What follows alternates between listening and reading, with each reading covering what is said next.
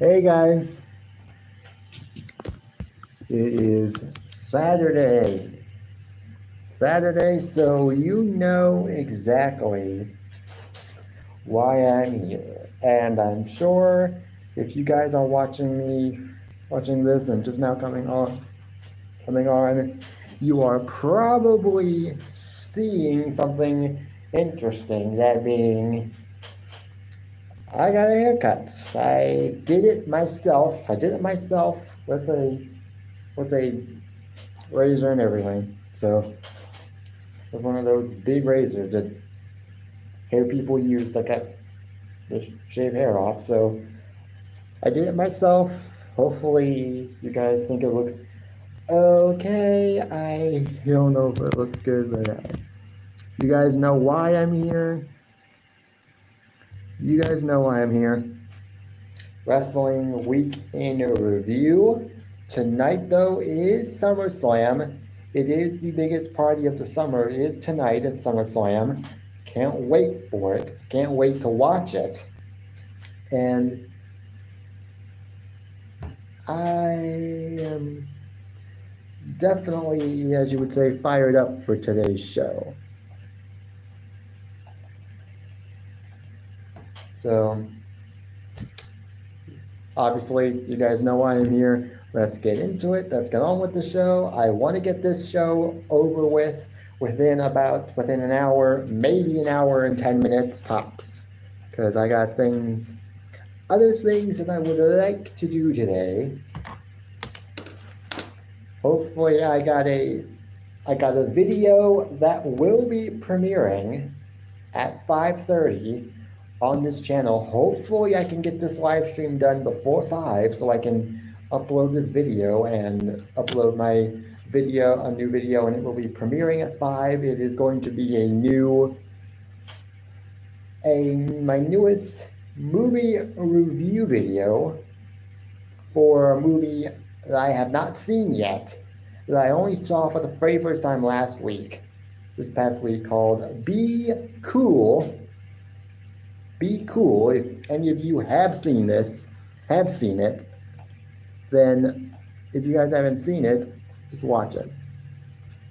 So I have a movie review video premiering at 5:30. Hopefully, maybe it'll be at 6. I don't quite know when I want the movie to premiere, but it's going to be for this movie, Be Cool.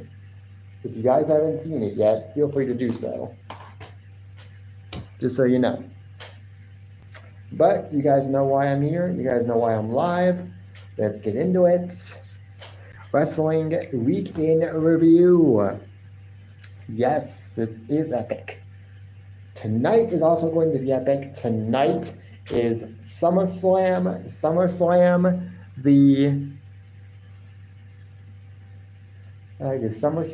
The biggest party of the summer. If you guys haven't hit that like button, feel free to do so. It's never a requirement, but I'll always appreciate the likes, even if I don't get them. It's appreciated. It's appreciated regardless.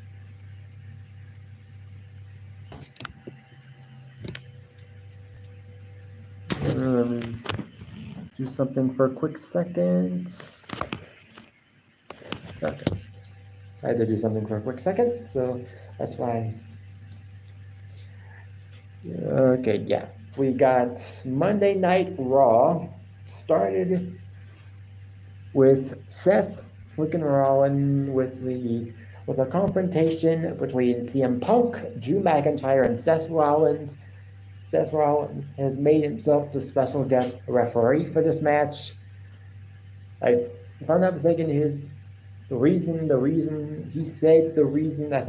he gave as to why is because Drew McIntyre and CM Punk have subsequently scared off any other potential referees for this match.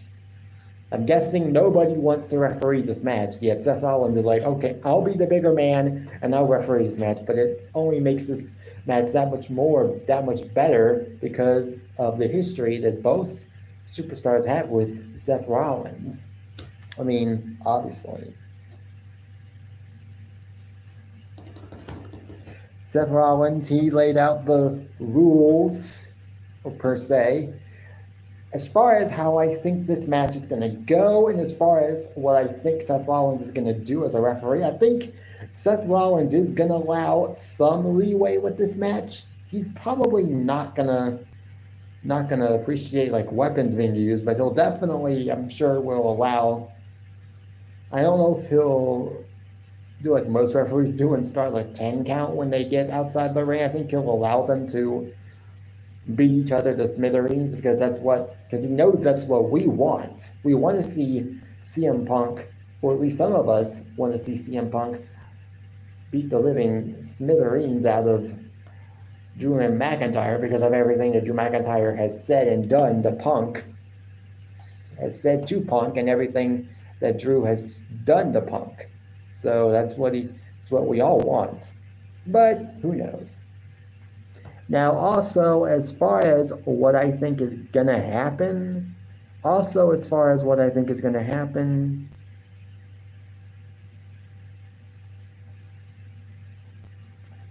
I think is going to happen in this match, I think we're getting a situation in which some people have already made some references to SummerSlam 1997 because there was a match on the card of Bret Hart versus Undertaker for the WWF Championship at the time. Shawn Michaels was a special guest referee, and at the time, Shawn Michaels and Bret Hart were not friends. Obviously, they had heat with each other that was, some might say, was similar to what CM Punk and Drew have now. And at one point, Shawn Michaels went to hit Bret with Sweet Chin Music, only to clobber Undertaker instead, because Bret, if I'm not mistaken, leapt out of the way, which allowed for Undertaker to get hit. That led to Bret Hart winning the title, which eventually led to the infamous Montreal Screwjob at Survivor Series 1997.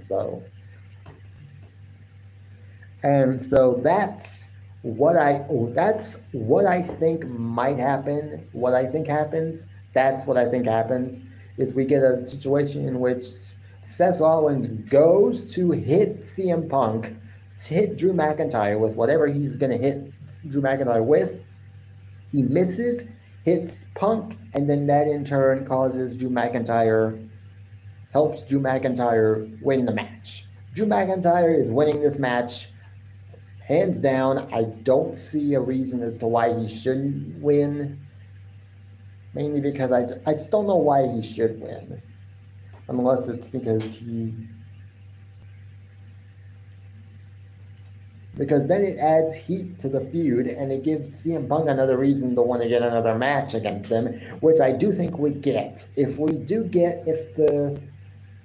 get this match at Bad Blood, which is returning for the first time, I think since 2004, whenever this last match, I can't remember when the last Bad Blood was, but it's been 20 years since the 2004 Bad Blood, which saw the longest Hell in a Cell match in WWE history. That was between Shawn Michaels and Triple H. Went over 40 minutes. Over 40 minutes they went inside the Hell in a Cell. Triple H won the match after hitting Shawn with the pedigree. That could be what we get if they do a second match and it gets to I think it's already up to that point where this match doesn't need a stipulation for the first match, but it feels like it does, because that's just how much they seem to hate each other. And if we get a match between those two at Bad Blood, which almost is perfect it's the perfect name for a pay-per-view because that's exactly what this is. Bad blood between two people who just can't stand each other. And I feel like if we get this match of Bad Blood, it needs to be a Hell in a Cell match. And it's going to be one hell of a Hell in a Cell match. Just going to say it right then and there. I'm just going to say it.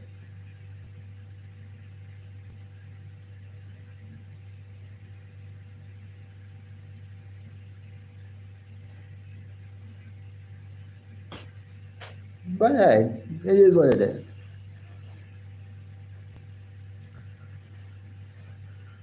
The opening match, though, was Sheamus versus Bronson Reed. This match went about 9 minutes or so. It was a good match. Not going to lie at all. Not gonna lie, it was a good match. This match went about 9 minutes. I think Bronson Reed won the match after interference from Pete Dunne. At one point, the referee was checking on Bronson Reed after he'd gotten tangled up in the ropes. This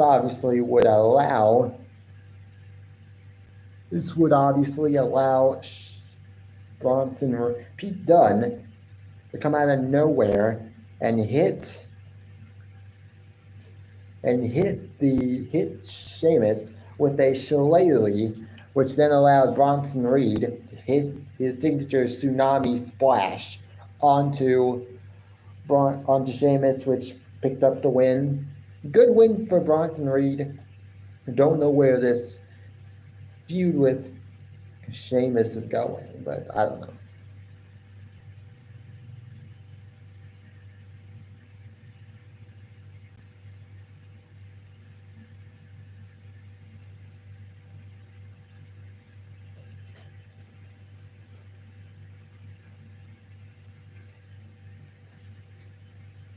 Yeah, but hey, it is what it is.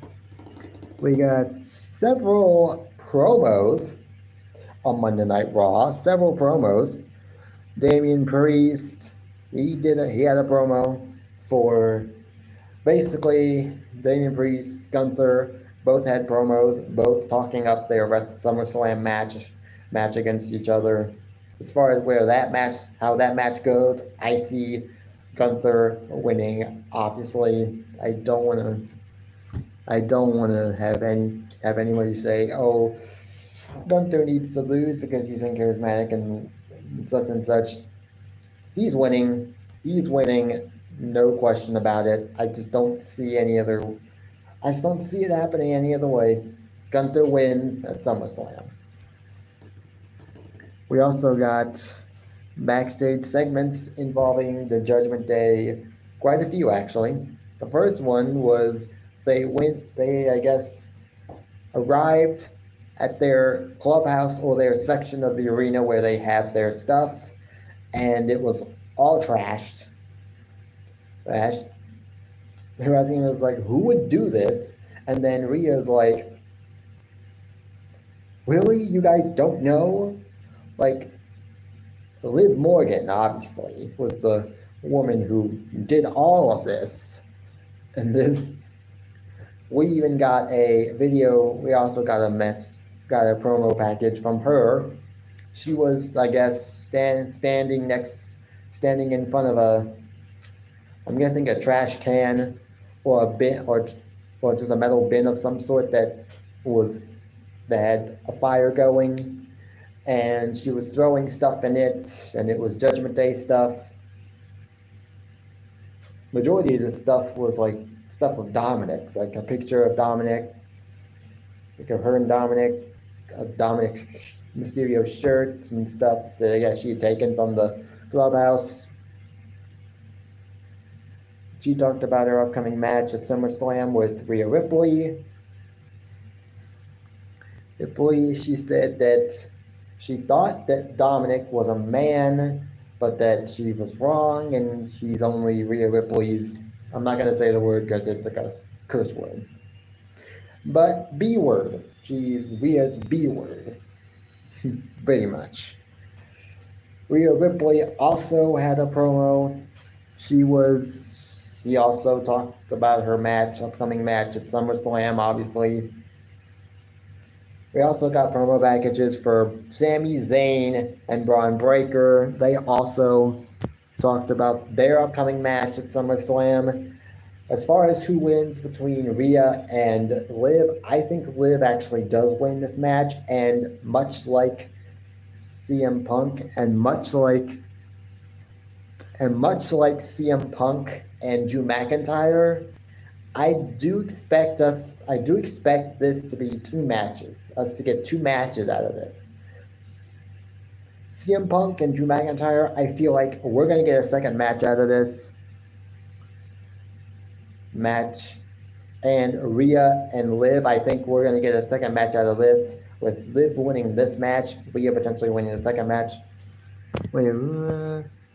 Oh, hey Danny. I know, my hair. I like it, but you can be subject. Oh yeah, I wanted to show you guys something. I said yesterday on Matt's channel, I found something interesting yesterday. I went out with my mom and my sister. We went to do our first of the month shopping that we do for groceries and everything that we need for the month. We went to Ollie's Good Stuff Cheap, and I found a book that I was not expecting to find at all. And it was this, a Drew McIntyre book. It's his autobiography.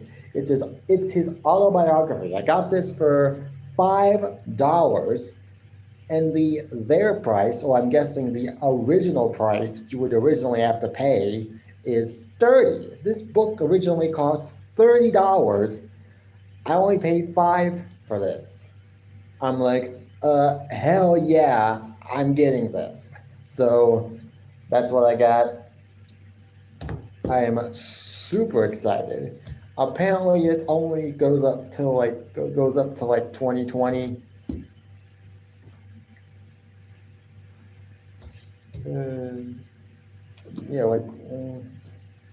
Obviously it would show the year this book came out. Yeah, this was in 2021. Oh, I read it last night before I went to bed. That's what I did. I read this book from cover to cover. And it's great. It's even got all autobiographies or biographies, it's got pictures in it of Drew McIntyre throughout his career. From his early days in wrestling to 3MB to now, basically. Yeah, it's a great book. Yeah. We also other matches that we got on Monday Night Raw. Xavier Woods versus Karrion Kross. This feud has been brewing for a few weeks. Yeah, somewhat. I don't feel like I know everything about Drew McIntyre now, but I feel like I know enough to. Yeah, I guess so. Right. Xavier Woods and Karrion Kross. This feud has been going on for weeks. Nothing special about this feud. It's just Karrion Kross wants Xavier Woods to break up with Kofi Kingston and the New Day, and to just acknowledge that the New Day is done. I'm like, I don't know if this feud's even worth. I like Karrion Kross. He's great on the microphone. He's got his wife Scarlett with him, AOP, and Paul Ellering, who I found out was the original manager for the Road Warriors, which I did not know at first when I first saw these guys, when I first saw AOP, and when they made their return, and I didn't quite know who Paul Ellering was, but but he looked old, so I looked him up and I found out that he was the original manager for the Road Warriors in the 80s. So I thought, ooh, that's actually kind of cool. So now he basically has, and he managed the AOP down in NXT when they were still in NXT back in like 2017 during their first run in NXT. So I thought, hey, that's kind of cool. This match went about 6 minutes. Wasn't anything special. Karrion Kross did win, obviously with interference from the Final Testament. Ooh, oh, okay. Well, obviously I know that. And hey, guys, if any of you guys are just now coming in and you want to hit that like button, feel free to do so. It's never required, but I do appreciate it, and I always appreciate the likes. Whether or not you actually like my live streams, it doesn't matter to me, but I do appreciate it anyways. I appreciate it regardless. This match went about 6 minutes, wasn't anything special. Karrion Kross got the win, which has been interesting because they've actually been giving Karrion Kross some wins as of late, which I think is good because while he was on SmackDown, I feel like he was just losing every single match. I mean, I feel like all of the feuds he had, he always would like win like the first match or so, and then he would like win the second match, and then he would like lose the match that eventually ended the feud. And I feel like, yeah, it is what it is. We got a tag team match, actually a 6-woman tag team match. But after this match, we got a match between Otis and Akira Tozawa versus the Creed brothers, who have recently aligned themselves with Chad Gable. Obviously, a lot of people have been making, oh, come on, Danny, can you at least say something nice? I know this is basically you making fun of me, which you always do, but hey, can you be nice at least just once about my hair? I like it. It's cool.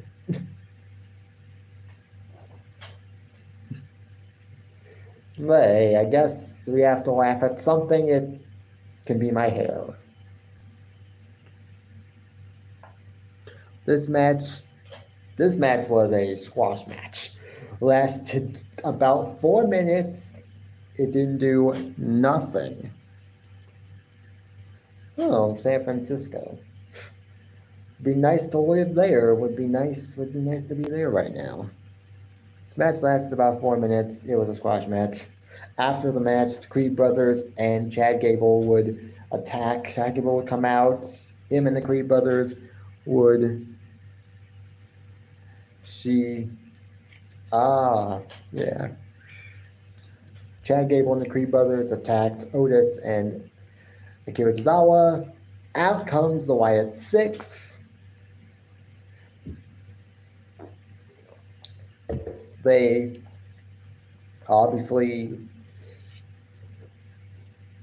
we know when they're there to attack Chad Gable and the Creed brothers again. This time, I don't think it didn't really work this time.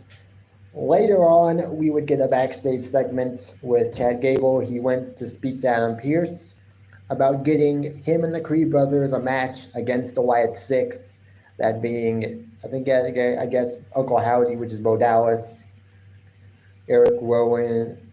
I guess it's Eric Rowan, Joe Gacy, and Dexter Lumis are going to be the guys that they're facing. And I liked that they took off their masks and showed their faces.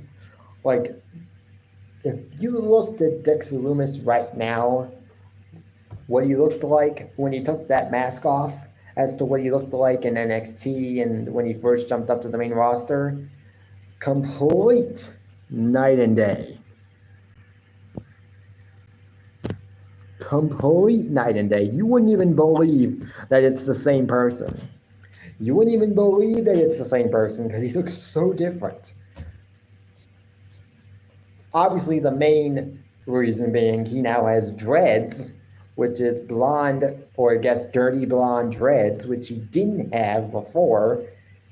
I mean, he kind of had the same haircut that I have, although it was done like this way instead of this way. It was like this way, and he didn't speak. And he also, I think, had like a clean shave look, and now he has like a beard and mustache that's kind of like mine. But I think his might be a little bit thicker. He looks different. Joe Gacy looks about the same that he did in NXT. And Eric Rowan, he does not look any different. He still has the red beard and the red hair, and I think he was bald. So now he still has the red beard like he always had. But that's gonna be really Danny. Great. Now I'm gonna get a bunch of people. Great. Now I'm gonna get a bunch of people calling me a Nazi because I'm wearing my hair like this, which I clearly am not. I've had to, but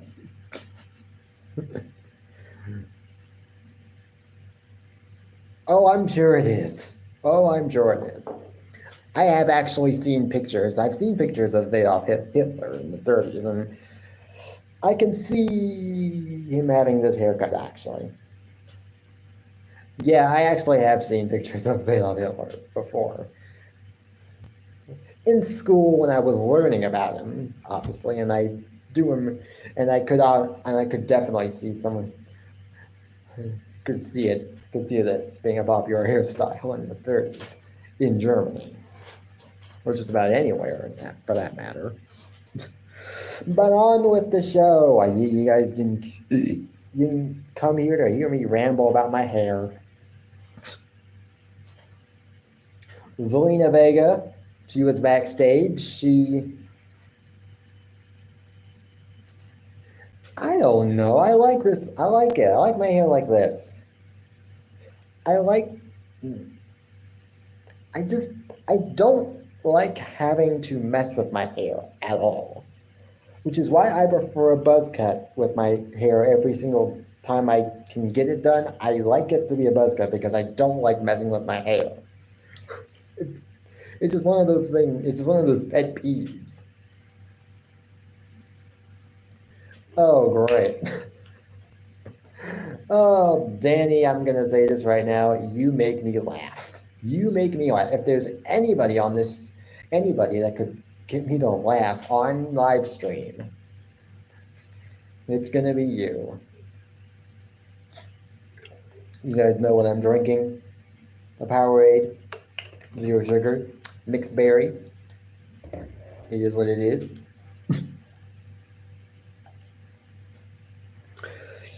Yeah, let's get on with the show. Zelina Vega was backstage. She was being interviewed. Out comes Zoe Stark, Shayna Baszler, and Sonya Deville, the new faction, the new heel faction, I guess. They attacked Zelina Vega backstage. Okay. Well, see you later, Danny. I'll probably see you tonight. Because tonight is SummerSlam, and I will be on that live stream. That was it. They had a match later on in the night against Lyra Valkyria. Yeah. Oh, wait. Man. Oh, this is going to be tough because I might not be there for the first hour or so because SummerSlam is tonight and Matt's live streaming it.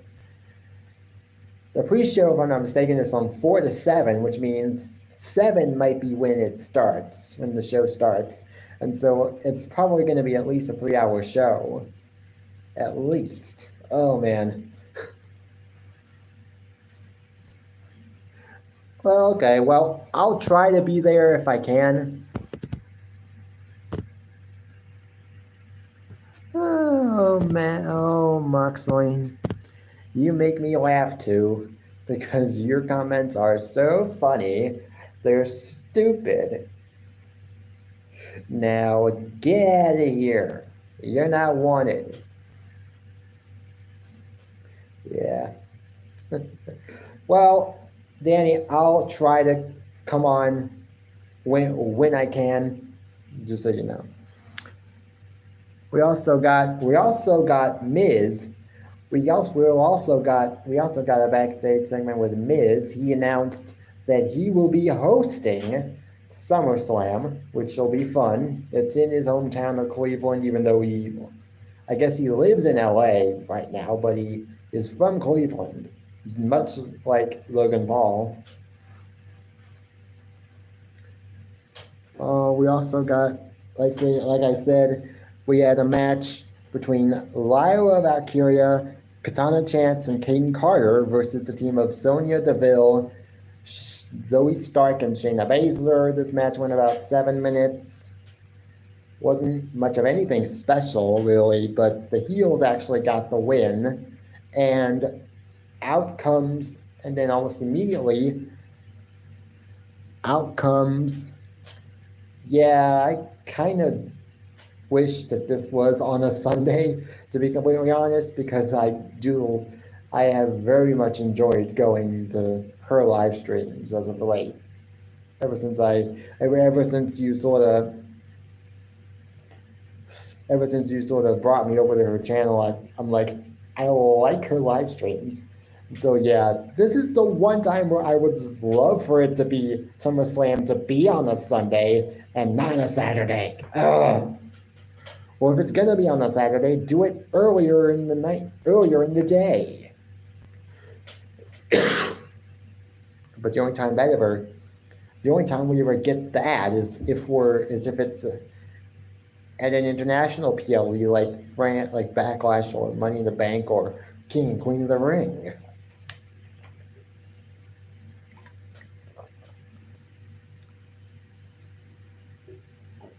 Okay, I'll make.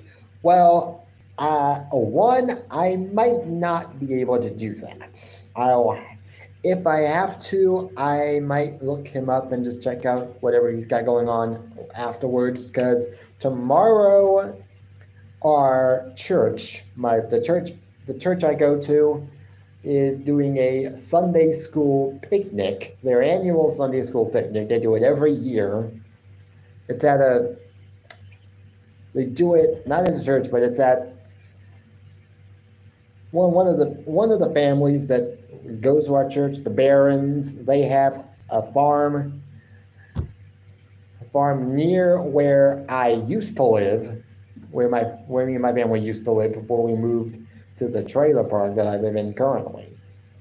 And they have a whole bunch of like horses and a bunch of farm animals, and they also have a pool that they allow the kids to swim in while everybody's there. It lasts for at least about 2 hours or so, but I don't know if I'm going to be able to see what that guy's up to, but maybe afterwards I'll check him out.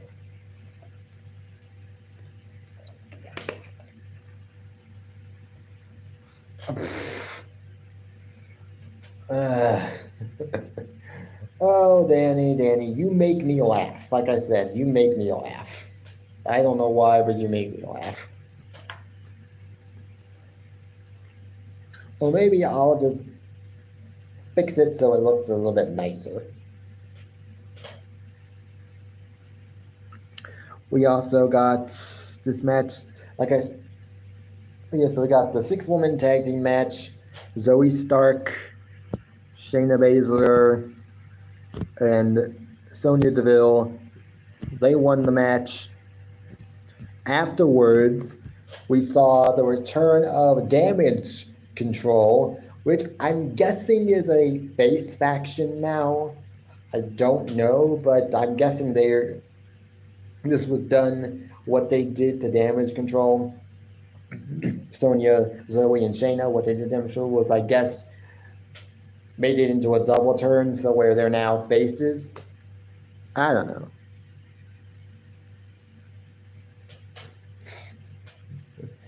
Yeah. But I guess damage control are faces now, which I don't know if that's gonna work, but we'll see what happens. It could be good, although I don't know. We got a video package, another Wyatt 6 video package, this time for Dexter Lumis. And I was wondering how this was gonna go, because Dexter Lumis, from what I've never seen Dexter Lumis talk, literally ever. So immediately I was like, ooh, this is gonna be good. Like, good, just seeing him talking, like, this is gonna be good. And it was a good video package. We got a sense of why he's joining the group and whatnot, which is kind of what we've been getting for all the video packages we've gotten so far for the Wyatt 6. I think the last one is, I think, Joe Gacy, I think, is the next one that's gonna have a video package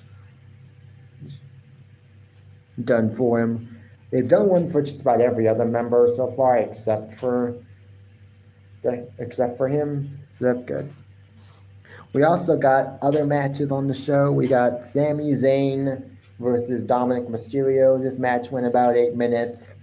It was what it was. Sami Zayn won the match. After the match, though, Braun Breaker shows up to attack Sami Zayn again. I feel like it's almost a foregone conclusion at this point that Braun Breaker is winning at SummerSlam.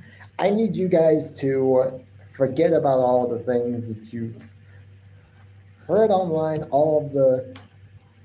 urge you to forget about the match at Money in the Bank.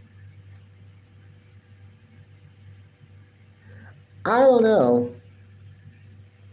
I mean, I know that the Olympics are on right now, and I've been watching it. I've been watching the Olympics I didn't necessarily like the opening, or at least one particular part of the opening ceremonies that everybody just seemed to get all bent out of shape about. That runway fashion show, whatever you wanted to call it. A lot of people were like, this is a travesty. A lot of people were saying that they were making fun. Yeah, it's 3 hours. It's 3 hours, Danny. I mean, what are they gonna do for 3 hours straight? Just talk about the matches and do a lot of hype videos? We've pretty much already gotten everything we need for SummerSlam. We don't need 3 hours of just talk and hype videos for matches we're already hyped about. They have been hyped up pretty much already. I mean, one of the matches we got at the pre-show was Bianca Belair and Jade Cargill. Last night was Bianca Belair and Jade Cargill versus Unholy Union. That match could have easily gone on the pre-show, and we could have seen. And next week on Monday Night Raw, we got Creed Brothers and Chad Gable versus the Wyatt 6. That match could have easily been on the pre-show of SummerSlam also. So I'm like, oh, okay. It's okay, Nate. I appreciate you coming by. If you want to hit that like button, feel free to do so. It's never required, but I do appreciate it. It's okay, Nate. Don't be sorry. Some people, they are late to my live streams. I appreciate everybody and anybody that shows up, except for the trolls. I've already had 2 trolls come on, and I got rid of both of them. So, if any more trolls enter the chat, you know what to do, Nate. You know what to do. Also, we got Jey Uso versus Carlito. Oh, Danny, it's okay. Look, I know that there are some people that can't catch me live that I know would love to catch me live on a live stream, but they can't. Because either they're busy and they've got stuff and they got lives outside of YouTube, which I know which everybody does. I have a life outside of YouTube, and I don't go live every day, but I go live whenever I can, which is obviously on Saturdays. And then every now and then, if I want to do yeah. Carlito versus Jey Uso. This match also went about 8 minutes, went about 5-6 minutes. Was what it was. At one point, Carlito decided to munch on his apple. Jey Uso decided to super kick the lights out of Carlito, which forced Carlito to spit out his apple, which was a hilarious moment to see. It was funny. Because it was just funny seeing Carlito get super kicked and then have to spew out the apple that he was eating. That led to the Uso splash, which led to Jey Uso winning. That match was pointless. But it was funny just to see that moment. The main event was Gunther versus Finn Balor. This match went about 10-11 minutes. It was good. It was as good as I thought it was going to be for a Gunther match.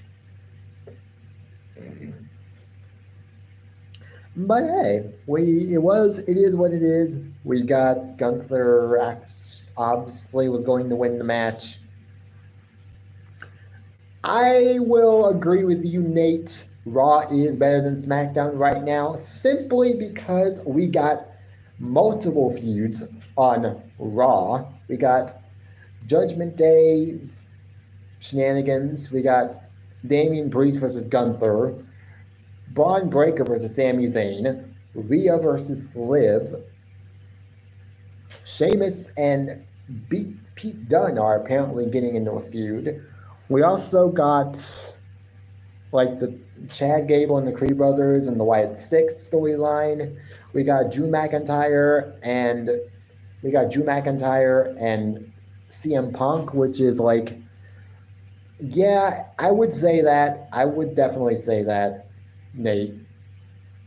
Although recently AEW has definitely been stepping up its game as far as its episodes, especially last week and the week before last were really good shows. The past 4 AEW Dynamites have actually been really good, and I'm surprised. And we've even got sub-feuds that are not even that good, like Xavier Woods and Karrion Kross. Well, hey, it's a feud, and it's been going on for a few weeks, and Karrion Kross has been getting some important wins out of it, which I think are completely needed, completely needed.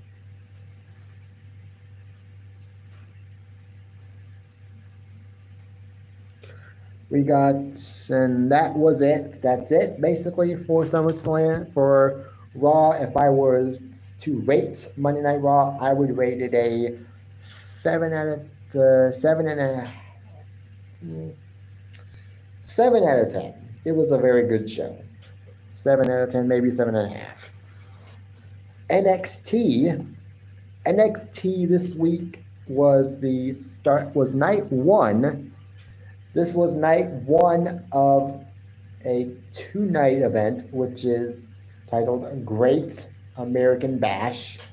Look at NXT just taking old WWE and WCW pay-per-view names and using them in NXT.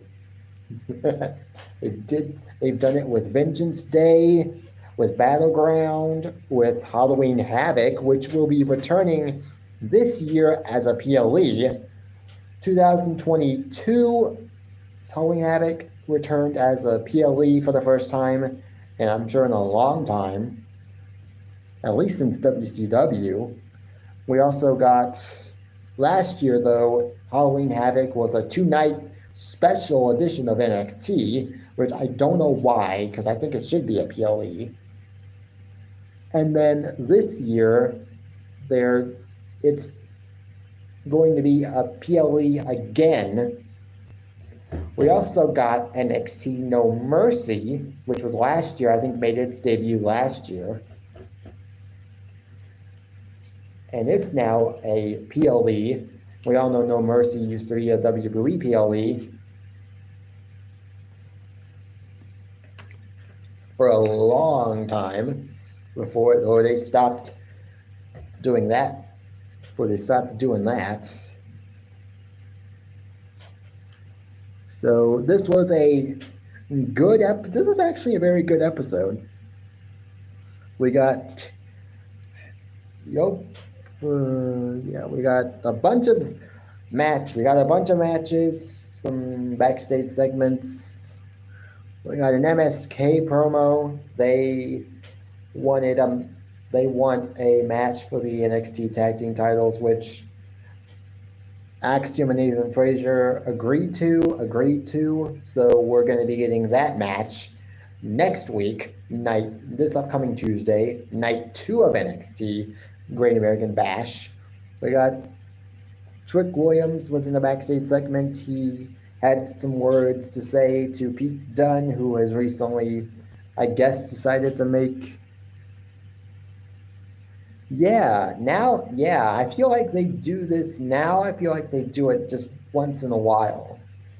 Like once every couple of PLEs, they'll do they have at least one match on the pre-show. The last WWE main roster PLE that I remember them doing having a pre-show match, if I'm not mistaken, was King and Queen of the Ring, when it was Bianca and Jade versus Candice LeRae and Indi Hartwell for the women's tag team titles.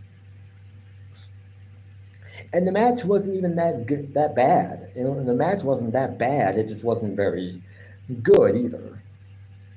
But yeah, we got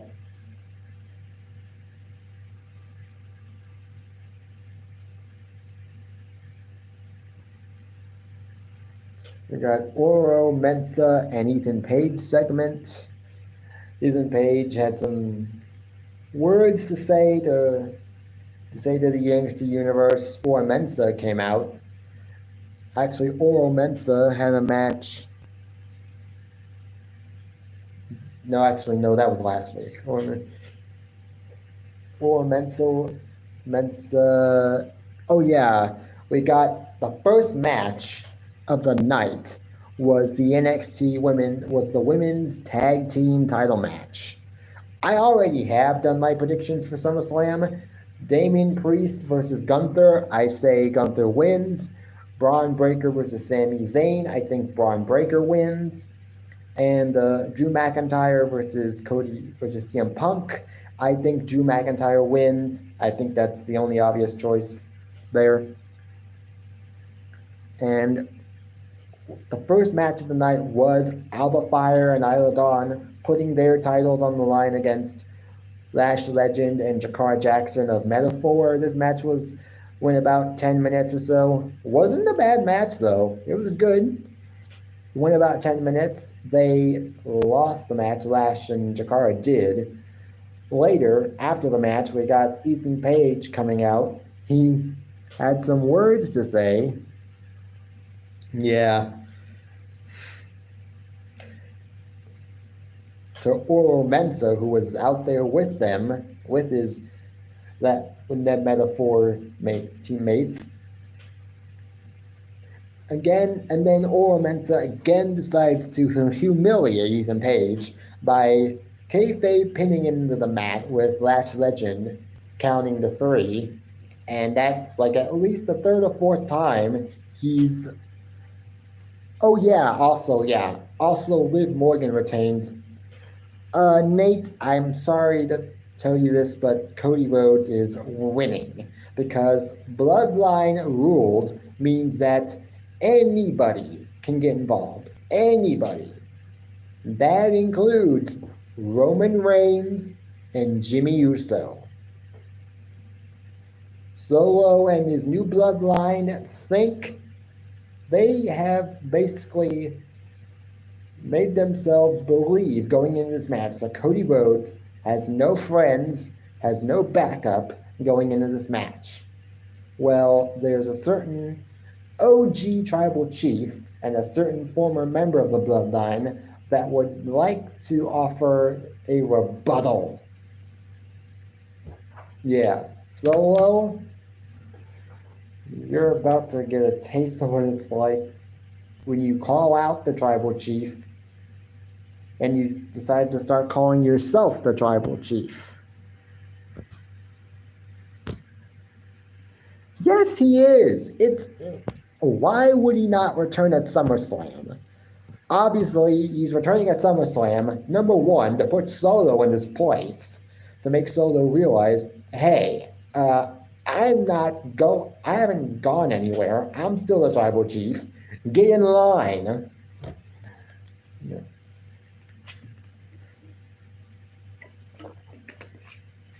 And also, that was at least a month ago. He's probably done filming his movie by now. And who's to say his role in that movie may not have been a big role to begin with, so he probably didn't have much to do. He's returning at SummerSlam. It's all but guaranteed. I'm sorry to all of the Roman fans, all the Bloodline fans who want Solo to win and for Cody to lose, but there's absolutely no way for Cody to lose. Also, I don't think you guys understand the long-term booking. Do you guys not remember the night after the Raw after WrestleMania, this year, a segment involving The Rock and Cody Rhodes, which basically lets you know, hey guys, guess what? These two, they gonna go at it one-on-one at some point. The rumor is that it's happening at WrestleMania next year.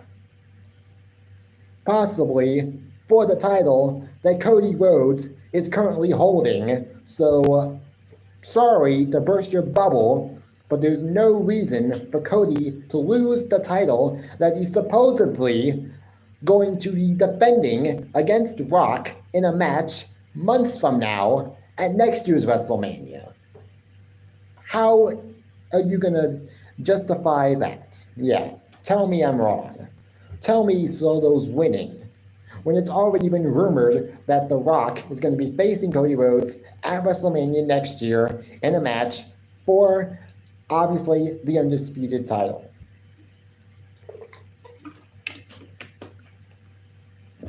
No, it's not better. It makes no sense. Solo, Rock, is the reason why Solo is now the tribal chief. Rock is the reason why Roman Reigns is no longer the tribal chief. Roman lost at WrestleMania.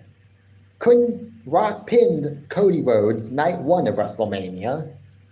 Obviously, the Roman couldn't do the same thing the very next night.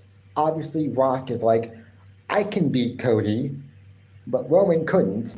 So Roman Reigns doesn't get to call himself the tribal chief. And that's kind of the reasoning why Solo has been doing all of this. That's basically the reason Solo gave us, is that Roman lost at WrestleMania, so therefore he doesn't get to be the tribal chief anymore.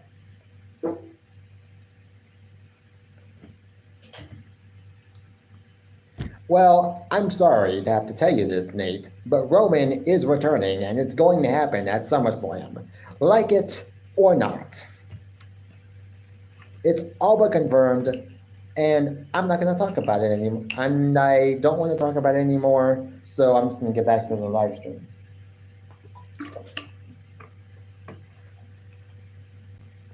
And Brock Lesnar is not returning at SummerSlam either, because because the Janelle Grant lawsuit has still, and Brock Lesnar is not returning anytime soon because the Janelle Grant lawsuit is still ongoing.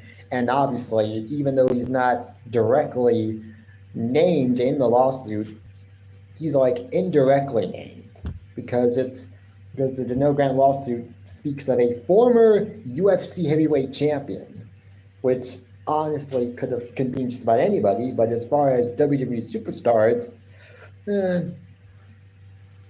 Yeah, I'm like Roman has to return. And if Roman does return during this match, then it's a given that Cody is winning because like I said, Cody Rhodes is is rumored to be facing Rock at WrestleMania next year, most likely for the undisputed WWE Championship, so it makes no sense for Solo to win it.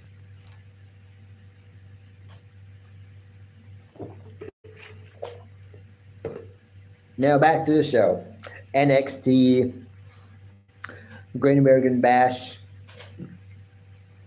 We got some matches. We got some good matches. We got and some squash matches though. We got Brooks Jensen versus Cedric Alexander. This match went about 4 minutes. It was a squash match. Honestly, Nate, I as much as I like Cody Rhodes, I could see them doing that. I could see them giving Rock the title and having Cody drop it to Rock, which obviously is going to make a lot of people very happy. Like, hooray! The god awful title reign of Cody Rhodes is finally over, and now we can finally have a true part time champion again. Like, ugh, yeah. No! No, Nate, I'm sorry, but Cody Rhodes is winning at SummerSlam. Period. It's going to happen. Like it or not, I know some people will be mortified and will be utterly disgusted when that happens, but it's going to happen. You don't have to like it, but it's facts. It's going to happen. Deal with it. Also, we got Jada Parker versus Kendall Gray. Don't know who she is, and I don't really seem to care. It was 5 minutes long, about 5 minutes. I know it's your opinion, but I know what's going to happen. I know what's going to happen, and I know Cody's winning, and I know Roman's returning. Jimmy, too, more than likely. Maybe even Paul Heyman, and it's going to offset any interference from the other Bloodline members, the new Bloodline members of Tama Tonga, Tonga Loa, and Jacob Fatu. Maybe he does. Who knows? We'll only know when that time comes. And if that time comes. We also got a 6-woman tag team match. JC Jane, Jasmine Nix, and Fallon Henley. They took on Lola Vice, Soruka, and Carmen Petrovic. This match lasted about 10 minutes, and it was an okay tag team match, 6-woman tag match. But the heels go on to win this match. It is what it is. Also, we got Tavion Heights. He took on Tony D'Angelo in a match for the Heritage Cup. This match also lasted about 10 minutes. This was also a pretty good match.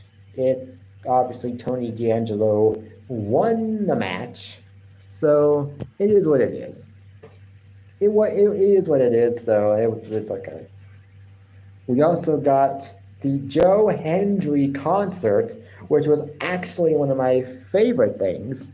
No, you're not in trouble, okay? Look, I'm gonna say this right now so that everybody doesn't get confused as to why I'm seemingly arguing with you over an opinion. Everybody is allowed to have their own opinions, but I know what's gonna happen. Joe Hendry is a TNA superstar. Obviously, as we all know, NXT and TNA have been doing a collaboration as of late. We've seen TNA superstars on NXT. We've seen NXT superstars on TNA. Like Wes Lee, we even saw on the Quarter Catch Crew at one point on NXT. On TNA, they wrestled twice on TNA. And this Joe Hendry concert was my favorite part of the show. One of my favorite parts. I liked the Heritage Cup match, and I liked the main event, which was Roxanne Perez. This was obviously interrupted by Gallus, who attacked Joe Hendry, smashed him in the head with his No, but I know that recently in AEW, we've seen the debut of MXN Collection, former Maximum Male models in AEW. They made their debut, if I'm not mistaken, at the recent Ring of Honor pay-per-view, Death Before Dishonor, and they made their Collision debut last Saturday against FTR. So and then I think, if I'm not mistaken, they made their Rampage debut, yes, last night. So I'm actually kind of excited to see how they do in AEW. It's going to be really neat. It's going to be really neat. But hey, this was interrupted by Gallus. Oh, I am not. No, they didn't beat FTR. FTR won. But after the match, FTR showed them a sign of respect. So, hey, nice to see that FTR have respect for a team, even though they beat them. They apparently were impressed with the team, so they. Whoops. Sorry, I didn't mean to unblock him. I was trying to time him out. Yeah. Nate is not banned from having an opinion. Everybody can have their own opinions on this channel. I allow all opinions, but if I know your opinion just stinks and just reeks of you know what, then you're out of here. And most of that are the trolls that come through here. Obviously, that's a new one that I haven't seen yet, but probably is the same person. The Gallus, they attacked Joe Hendry. They smashed him in the head with his guitar, in the back of the head with his guitar. Afterwards, we saw Joe Hendry was outside being interviewed about his concert at Winter Rye, and he challenged, I think it's Joe Coffey, to a match. And so that's what we will be getting that match on NXT next week, this upcoming Tuesday, night 2 of Great American Bash. We'll be getting Joe Coffey versus Joe Hendry, as well as MSK versus Axiom and Nathan Frazier for the NXT Tag Team titles. So the main event was Roxanne Perez and Thea Hale. This match went about 11 minutes or so. This was a great little match, defense of Roxanne's title. I don't know when Roxanne is losing that title, but I like that they're actually giving her a reign with the title, unlike her last reign as champion, where she only was able to defend it twice, once at NXT Vengeance Day, and then the next time was at Roadblock against Meiko Satomura because we all know what happened there. After the match, she passed out, got stretchered out got taken out of the arena in a ambulance. She later had to vacate the title, and since then has been ever since then was trying to get the title back. Eventually did, and now they're actually giving her a good reign with the title, which I think is a good idea. As far as when she loses the title, I don't know. Who she loses it to, I don't know. But Great American Bash was a good show. I would rate it a 7 out of 10 because there was a lot of matches that I liked, segments that I liked. It is what it is.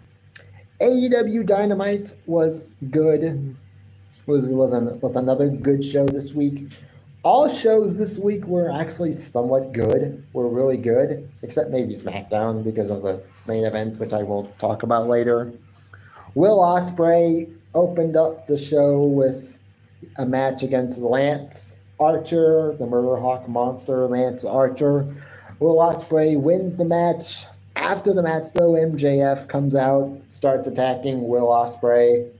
Then then Will Ospreay's friend Kyle Fletcher, who is a part of the Don Callis family, he came out, had a lot of choice words to say about MJF. And next week on Dynamite, we will be getting MJF versus Kyle Fletcher in a match. So that's nice. It was a nice little match. We got a lot of backstage moments after the show with like Chris Statlander, Mark Briscoe, and Will Ospreay. We got a match versus Chris Statlander and Willow Nightingale. They are sort of keeping their feud alive. This match went about 9 minutes. The match between Will Ospreay and Lance Archer went about 13 minutes. That wasn't bad. Wasn't a bad match. This match went about 9 minutes.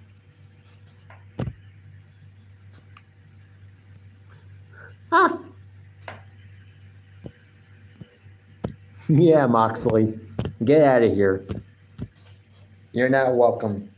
You and your gazillion troll accounts can park it and leave. But yeah, so about 9 minutes. Chris Statlander won the match via interference from Stokely Hathaway. So it is what it is. We also got a in-ring segment with Bryan Danielson and Swerve Strickland. As they get ready for their match for the AEW Championship. They went back and forth on the mic. Bryan Danielson, at one point, at the end of the promo, makes a shocking revelation. Apparently Bryan Danielson has decided to put his career on the line in this match. I don't know if he's winning this match or if Swerve's winning, but this could be Bryan Danielson's last ever match in AEW and the last match of his pro wrestling career. Who knows? We'll see what happens. But this was a great segment. We also got a couple more segments featuring Mercedes Moné. She was out there with her new, I guess you could say, bodyguard or heavy in Camilla, who is, I guess, a new signing for the women's roster. She was formerly in NWA, but she's now in AEW. People have already started making comparisons to Shawn Michaels and Diesel, and I totally get the comparisons. This does look a little bit like a Shawn Michaels Diesel situation where Camille is this muscle for Mercedes, kind of like what Diesel was to Shawn Michaels. Now, I don't know if they're going to copy and paste everything about what happened with Shawn Michaels and Diesel, where they have Camille eventually turn her back on Mercedes after, I guess, getting because at some point Diesel had just had enough of being Shawn Michaels' bodyguard / muscle, and so he decided to just break her off. And I don't know if they're going to do that per se, but it's good so far. We also got a segment with Mariah May. She basically she had some words to say to Toni Storm, who she will be challenging at All In for the Women's Championship. We also got a match, the Conglomeration. That's a mouthful, but I guess it's this like trio of superstars that includes Mark Briscoe, Kyle O'Reilly, and Orange Cassidy. They took on the team of Roderick Strong, Bull, Beast Mortis, which, if I'm not mistaken, is the same guy that was Black Taurus in TNA. There was a guy in TNA called Black Taurus, and I think that's who that was. And I think that's who that is. Who this guy is. Same guy. Just under a different name. And he looks like super good. He looks super cool. Oh, hey, Austin. I'm doing great. Thanks for coming. This match lasted about 10 minutes. The faces win. It was what it was. The main event was Hangman Adam Page versus Darby Allin. This match lasted about 15 minutes. It was good for what it was. Darby Allin, though, gets a sneaky pin, a roll-up pin for a 3. Most of this match was just about Hangman and Page just brutalizing Darby Allin on the outside. When it came to a steel steps, he at one point rammed Darby Allin's almost like the back of his neck into the ring steps. Like, it was brutal. This match was brutal. But somehow Darby Allin just wins on a sneaky pin, which I guess was really the only way he was going to win this match. But hey, this was a good episode of Dynamite. I'd give it a 7 out of 10. And now on to SmackDown. Ay, ay, ay.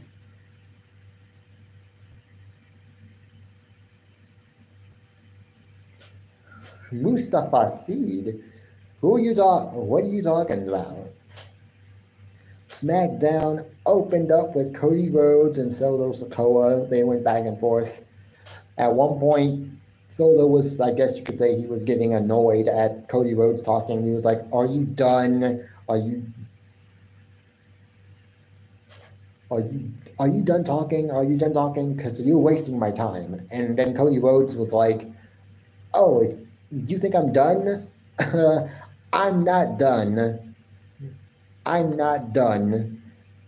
You are going to stand here and listen to what I've got to say, and you're going to take every single word. And then Cody just proceeded to just roast. Nate didn't do anything. You haven't done anything, Nate. You've been good so far. You've been good since coming on here. Getting rid of the trolls, like I obviously expect you to do, because that's what I think that's what you're best at, is getting rid of all the trolls in the chat. Yeah, but then Cody Rhodes would proceed to roast Solo Sikoa, saying that he has been in the ring with the tribal chief, the real tribal chief, and that the person that he's looking at, staring back at, is nothing more than a wannabe and a cheap copy of the original, which I thought was pretty brutal. It's like, yeah, you really think you're the tribal chief? I've been in the ring with the tribal chief. You're nothing more than a cheap copy. A dime store tribal chief. Yeah, talk about, the tribal chief if you bought him at Dollar Tree. Think of Roman Reigns has Saks of like Barney's and Saks Fifth Avenue, and then Solo Sikoa is like Goodwill. But yeah, it was pretty funny. It was good. Cody Rhodes definitely getting some much needed momentum going into his match against Solo Sikoa tonight. We also got Carmelo Hayes. After that, we got a Carmelo Hayes video package. He was talking about Andrade and his win and his loss last week against Andrade. He wants his win back, and he's going to get it. I'm sure he's going to get it eventually. I don't know if this is going to lead to what this is going to eventually lead to, but so far we've gotten 2 matches, both of which were great, but Carmelo Hayes has lost both matches. I don't know what they're doing with Carmelo Hayes. Mainly it's been us, but lately Garrett. But mostly lately Garrett has been showing up a lot. Has been showing up pretty good, so hey, I give it to him. He's good at trivia, but every now and then I would have liked to get a win. Every now and then. But hey, this was good. Andrade versus Carmelo. We got Andrade versus Carmelo Hayes. This match lasted about 10 minutes. He is, but I respect him. I respect Nate. This match went about 10 minutes. Andrade wins. I don't know what they're doing with this feud. If we're getting multiple matches out of this could be like a best of 5 out of 5 series where Carmelo Hayes decides, hey, I'm not gonna stop coming after you until I get a win. Yeah, I know he is. But I at least respect him more than I do the other two. We also got Santos Escobar versus Apollo Crews. This match lasted about 4 minutes. It was a squash match. Santos won. Santos was backstage before the match. He talked to Legado de Fantasma about all of their recent losses and how they need to get back to winning and get back to being on track. And last night's win was a good start. We got a Nia Jax backstage segment. She had a gift for Tiffany Stratton, which I almost, as last week, I think it was not last week, but the week before last, Michin versus Tiffany Stratton was a match. Bayley distracted Tiffany by destroying her briefcase, by destroying Tiffany's briefcase. As soon as that happened, and as soon as SmackDown was over, I was already thinking to myself, okay, I'm calling it right now. They're giving Tiffany Stratton a new briefcase that is a custom briefcase, much like they were doing with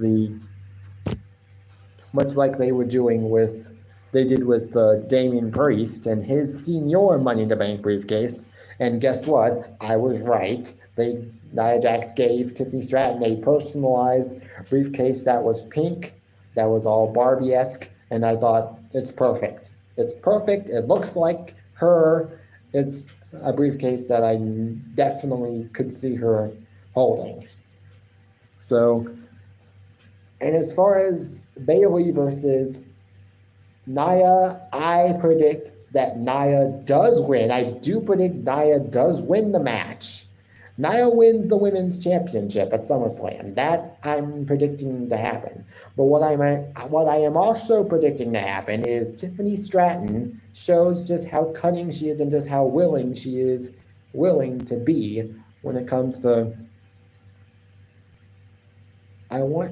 She is also what I think she's also going to do. She's going to show us just how cunning she is and just how willing she is to win a title, even if it means cashing in on someone who right now she's become very friendly with, being Nia Jax. So what I'm predicting is Nia wins the title.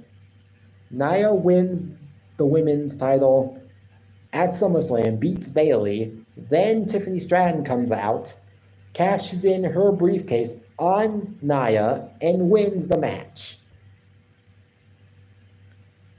That's the way I see it happening.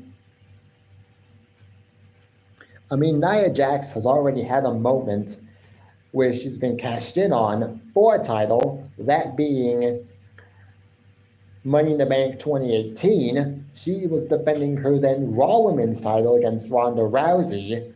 Alexa Bliss comes in at one point, causes a disqualification, which meant that Nia would go on to keep the title. Alexa Bliss cashes in the Money in the Bank briefcase, wins the title after hitting Twisted Bliss on Nia Jax. Well, that's only after she repeatedly attacks Nia Jax's arm, which had been constantly attacked by Ronda Rousey in the match prior.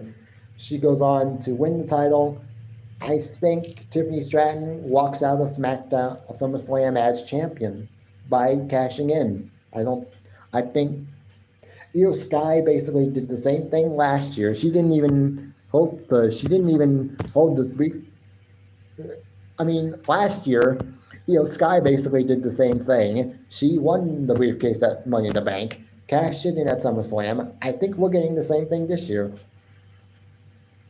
Jade Cargill and Bianca versus Alba Fire and Isla Dawn of the Unknown Union. This was for the women's tag team titles. 9 minutes is what we got out of this match. It was a good match, but it wasn't anything too special. Lasted about 9 minutes. The match actually ended when Blair Davenport decided to come out of nowhere and attack Bianca Belair, which gave them the DQ win, which meant that Alba and Isla would retain the titles. The commentators did sort of bring up the fact that Blair knows the tag team champions well and they've performed together before they came to WWE. And yes, I got a haircut. Danny was roasting me about it earlier when he was here. We also got a Logan Paul homecoming, which was a funny segment which involved LA Knight. I do believe LA Knight wins at SummerSlam as well. Logan Paul versus LA Knight. LA Knight wins. Yeah, I know some people are now hoping that Logan Paul wins, but do we really need Logan Paul as U.S. champion still? I don't think so. I think it's LA Knight's time. LA Knight is finally going to win a title. LA Knight, I am going to say this right now. LA Knight, I don't think LA Knight is going to be a world champion in WWE. I just don't think he's got it in him. I just don't think WWE has that in their plans. But a run with the mid-card title seems like a perfect fit for LA Knight. He can win the mid-card title, can have a run with that. However long they decide to give him, I think he's going to win at SummerSlam. I think Cody's going to win at SummerSlam. I think Nia's going to win at SummerSlam, only to be cashed in on by Tiffany Stratton. And then Tiffany Stratton leaves SummerSlam as champion. So, and then we got DIY versus Bloodline. The main event match was DIY versus Bloodline. I wanted DIY to win. DIY just won the tag team titles no more than 3 weeks ago. Made a little sense, but then again, I've been thinking to myself since then, Jacob Fatu wasn't in the match. They've been booking Jacob Fatu to look like an absolute monster on a rampage, destroying everything in his path since he debuted. I get why they did it. You can't book Jacob Fatu to look like a beast for weeks and weeks now, only to have him lose in a tag team title match. Even with interference from the Bloodline, which I thought was going to happen. I thought maybe we might get like a Jimmy Uso return, which would have made sense, which would have allowed for DIY to get a win via distraction, but it didn't happen. We didn't get a return. They end the show as tag team champions. It is what it is. I enjoyed SmackDown. It was 7 out of 10. 7 out of 10. But that's it. It is what it is. Well, guys, that's the end of the show. I hope you guys enjoyed it. I will see you guys, some of you guys, later on tonight for SummerSlam. Some of you guys that were on here are a part of Matt's channel, my good friend Matt Joyce's channel, and I will be there for SummerSlam. See you guys later. Until next time, peace. Bye.